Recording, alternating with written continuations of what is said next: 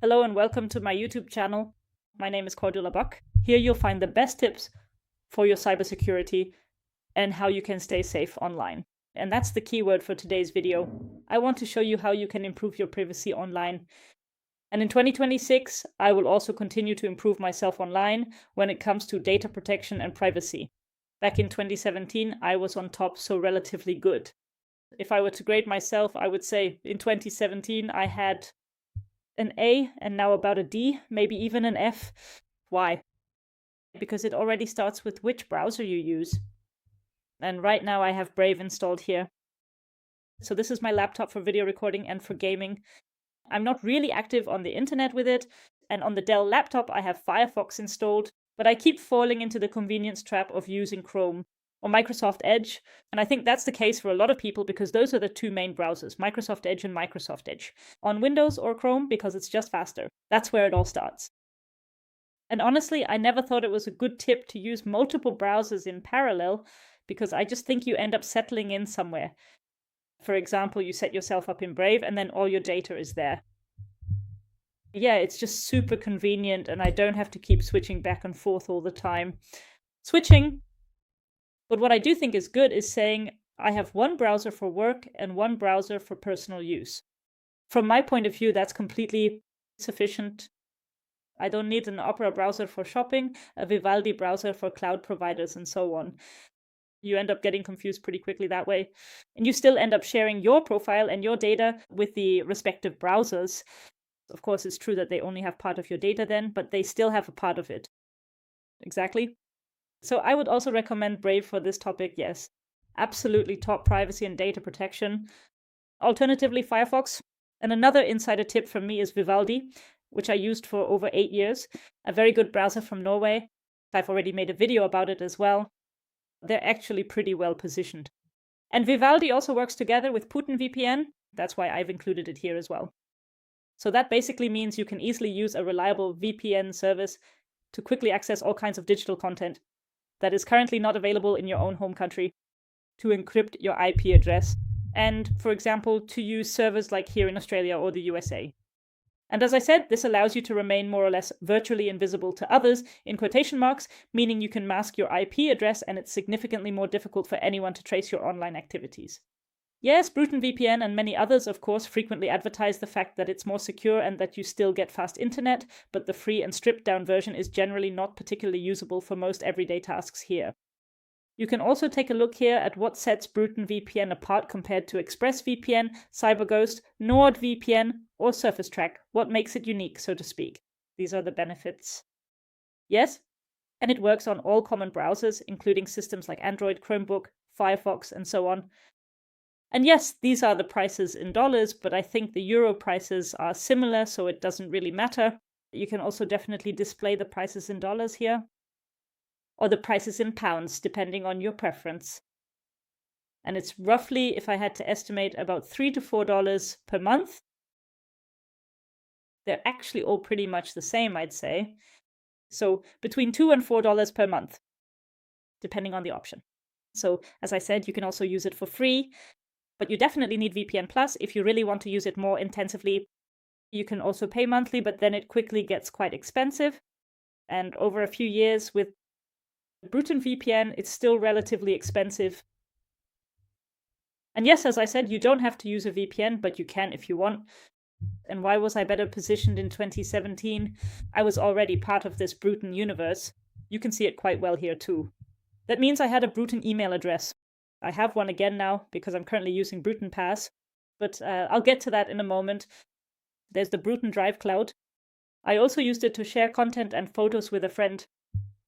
And Proton Wallet, so Proton really has its own universe here. And it's from Switzerland, based in Switzerland, and offers several services as an alternative to Google Workspace. I've already made a video about this, that Proton VPN is really based on European soil, so to speak, and therefore stands for more data protection and privacy, more than just VPN, which I think is really good. It's also more than just an email client, because originally they started as an email client and then kept expanding. Then docs were added, VPN was added, the cloud was added, and so on. And I would also recommend that you use a service like Proton cloud or pCloud. That's also a very, very important component that I'm currently neglecting a lot because I keep finding myself in the situation, I've already mentioned it before, of using Google Chrome and then automatically Google Drive. And it's simply not a particularly good cloud. And I don't want to say that Google is generally bad. It's very popular and they also have a very good security structure, even with their cloud. But they're just really quite bad when it comes to data privacy. And of course, these data can also be accessed by Google, and according to their own statements, they could even theoretically be altered. And you just don't have a very good or secure feeling, at least that's my personal opinion, when you store everything on Google Drive. Yes, and here, Proton simply offers much better transparency. It's based in Europe, and for that reason, the cloud is naturally a bit more expensive, I would say. But I think within the package itself, if you go directly for Proton Unlimited, that is, with everything included, as we can see here again, with all the services Proton offers, then it becomes more affordable with a 2-year contract. That is roughly about $7 to $8, or maybe even slightly less than that, which is what you actually end up paying in the end. But for that, you can use all of Proton's services. Proton Calendar as an alternative to Google Calendar, Proton Email instead of Gmail, and the Proton Password Manager. And now I come to a very important point that I also want to address. Accordingly, only use one password manager. I have to admit I'm a bit sloppy about that at the moment. Or to express it in a slightly more polite manner, things were somewhat lacking in overall organization. Specifically, I originally made the decision to transition from RoboForm over to Keeper last year. That in itself wasn't really the problem. The problem was that this year I tried out Proton Pause. I liked it better. I also tested the Pro version, but I wasn't able to transfer all my passwords at once. I had to do it manually. So right now I have a bit of a mix. Some are in Keeper, some in Proton Pass, and that's not really ideal, I have to say. And to make matters even worse than they already are, of course, I certainly can use the browser extension, but what I really wanted to say is that I just happen to have a whole lot of weak passwords stored in there, at least according to the analysis from Proton Pass, mind you, which honestly aren't that great at all. Yeah, they are definitely not perfect by any stretch of the imagination. So they're okay, but you could definitely use more secure passwords. Let's put it that way. So it's not like I have something like my treasure 1, 2, 3, 4, 5. Not that. No, they're actually good, but they're just not perfect. They're more in the lower to upper mid-range, depending. So Proton Pass and also Keeper actually give very helpful and detailed suggestions about how strong these passwords are and what could be improved.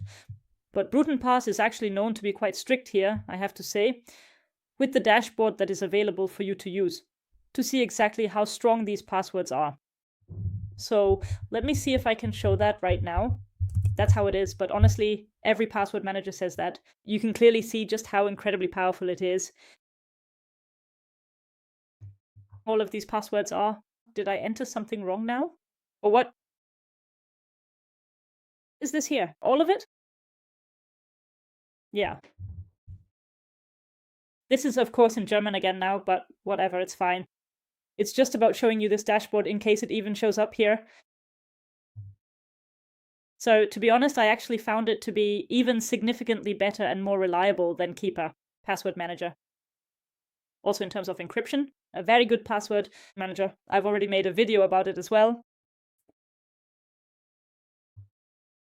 No, it's probably not in there now. Monitoring, actually. That means pass monitor. And you can use it to monitor your passwords, but I guess we won't be able to see that very well here right now. Too bad. And yes, basically it's just that Proton Pass tells you here that your passwords are at risk and that you urgently need to update them. That's simply a recommendation. And with Keeper, there's also a rating. If your password scores 10 out of 100 or 20 out of 100, that's not so good. As I said, all these password managers are pretty similar in that regard, and this Proton Pass monitor surveillance helps you keep a close eye on your passwords and improve them. And my mistake here is simply that I say, oh, I'll do it later, I have more important things to do right now, and then I just don't ever get around to updating it. But what might be even more important for you to understand at this particular point is that in principle, it is always incredibly good to have a highly secure and complex master password. And I definitely have that. And then it's actually best to keep this master password in a safe and enter it manually.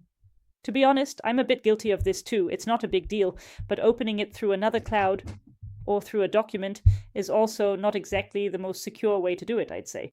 It's really better to enter a secure master password by hand so that I can be on the safe side, secure, when I use a password manager. And then from my point of view, it's also good to update the passwords from time to time. And from time to time doesn't mean every 3 months or so, but just taking a look after a year. Are the passwords still up to date? Does the service even still exist? What do I need to know about it? Should I update it? Is it still strong enough? And so on.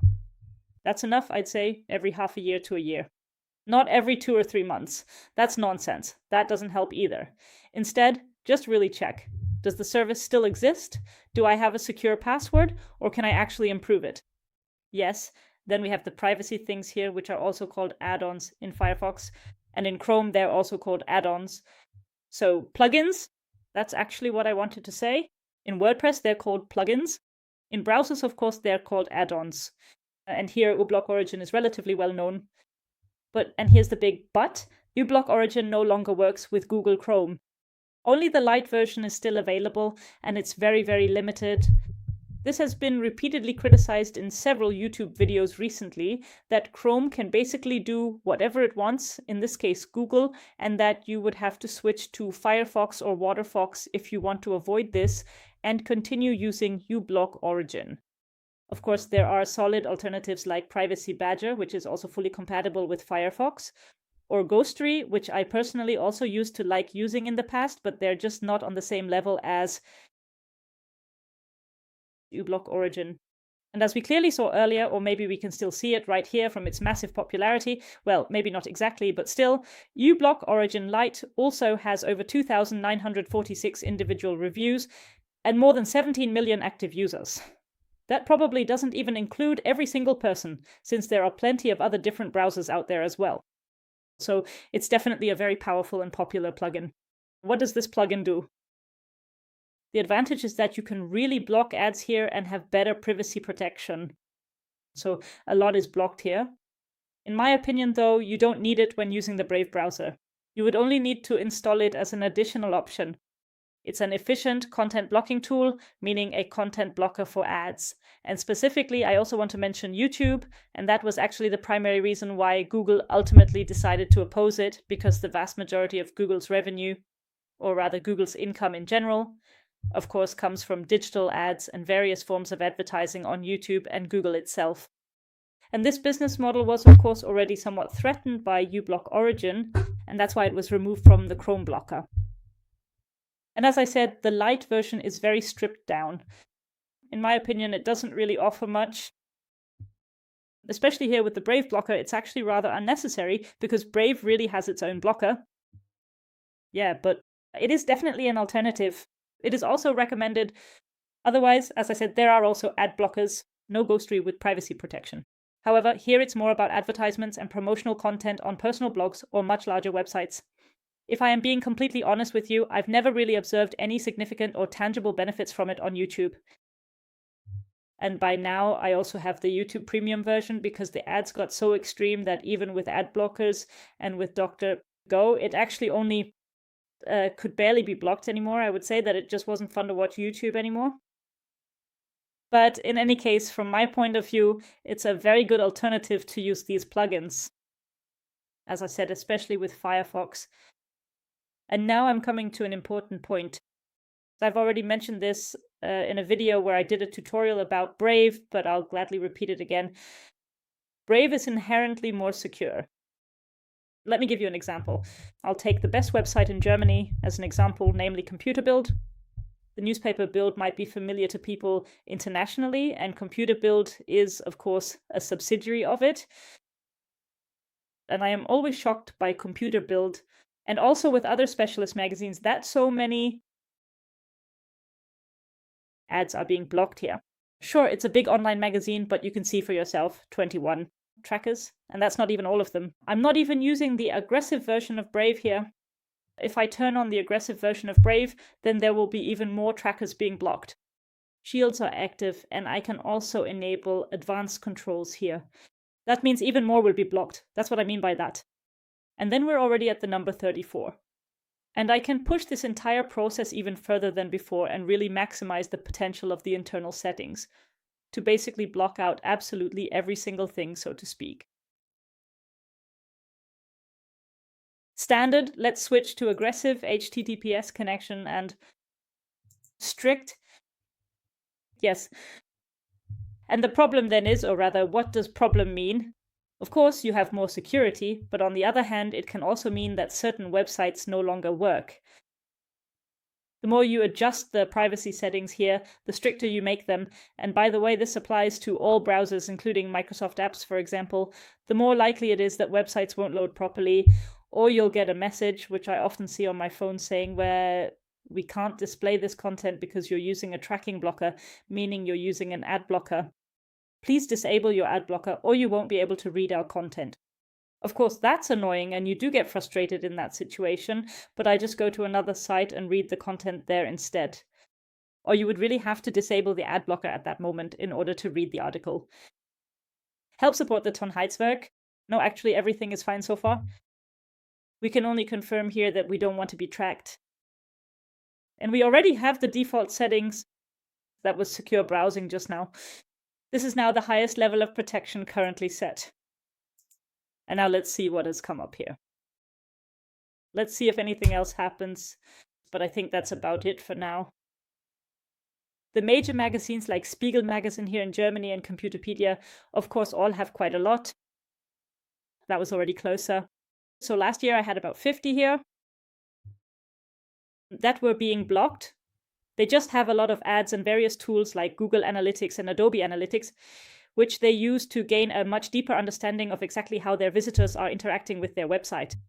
And I'm actually always in favor of being able to find that out, whether it's a private blogger or a major magazine. But of course, I can also understand the other side who say we don't want to be monitored, we don't want to be analyzed, whether it's through Google Analytics or Matomo. We don't want to be tracked, and you can set that as well. More data protection and more privacy on the one hand, but then of course it becomes difficult for people running the website to find out who was on the site. But in principle, Brave is one of the best browsers out of the box here. A very good privacy browser and a very secure browser, which is also relatively fast, faster than Firefox because it runs on Chromium. So it uses the same engine as Chrome and is therefore relatively fast. Yes, exactly. That's about it for the security settings. As I said, I've already made a video about this. And Brave also offers many different options here to further increase your online security. And the settings, fingerprinting, and all these things that are already included by default. Here you can, of course, also block social media. And yes, as I mentioned before, the more strictly you configure the privacy settings here, the increasingly difficult it will inevitably become to allow certain websites to display their content properly. But the advantage, of course, is that you then have a very, very secure browser. And if I go back to the main homepage here, I'm not sure if you can see it, but yes, you can. Brave has already blocked almost over 800 individual ads and trackers. It has saved over 30.9 megabytes of bandwidth, or 38 seconds. Personally, the bandwidth is not really that important to me. So you can already see here that quite a lot has happened. In terms of ads that have been blocked and time that has been saved, and what else do we have here? Or maybe that wasn't it at all? Brave VPN, right? That's what I mentioned earlier, that Brave now also offers its own VPN service and its own search engine. That's also a very important point. So these two things are relatively new, although the search engine is actually still quite new as well. But I think the VPN has only been available since last year, and it's also one of the best ones, which works directly in the browser. And as for the search engine, I don't really like to use it, but in principle, let's use my favorite example once again, make money with fair market. I've been using this as my primary example for many years now, and I still continue to do so. But it's not really about this specific example right now. It's actually about the fact that the Brave browser simply shows completely different ads than Google does. Some of them are actually quite good and useful. You also have the Leo AI assistant here, which you can ask questions to. So it's the same AI. Like many other browsers, Opera has its own AI, Chrome has its own AI. Firefox works together with various AI tools. That's increasingly the direction things are going, that you can ask AI questions. However, in principle, Independent of this AI, you will simply receive different suggestions here than you would with Google Chrome. And yeah, if I'm being completely honest, I'm not really the biggest fan in the world of this search engine. As an alternative, I also happen to have DuckDuckGo. We can try it with the same example. Make money online.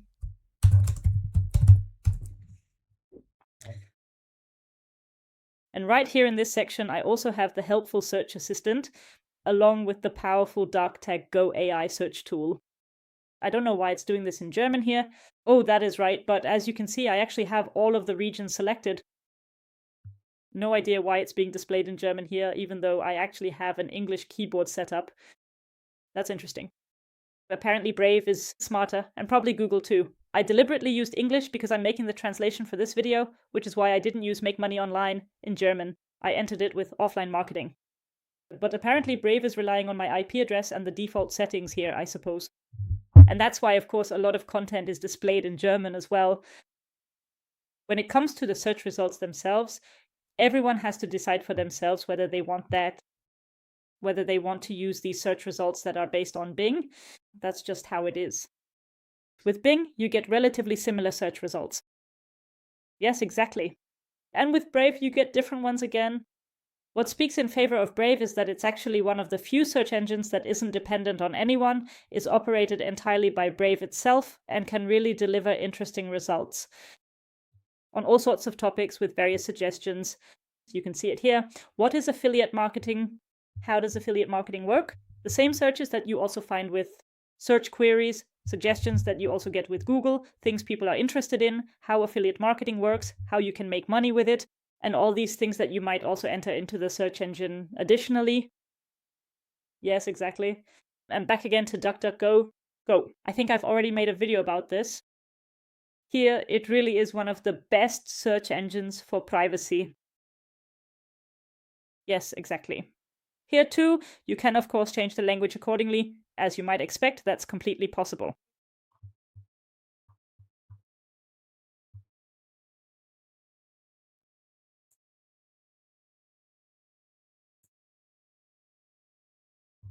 Again, so much. There's so much stuff, it goes on endlessly. Down.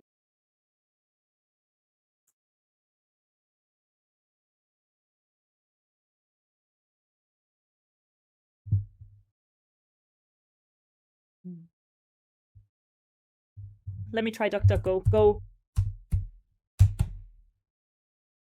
I would like to kindly ask you to go ahead and switch the current language settings over to English right now.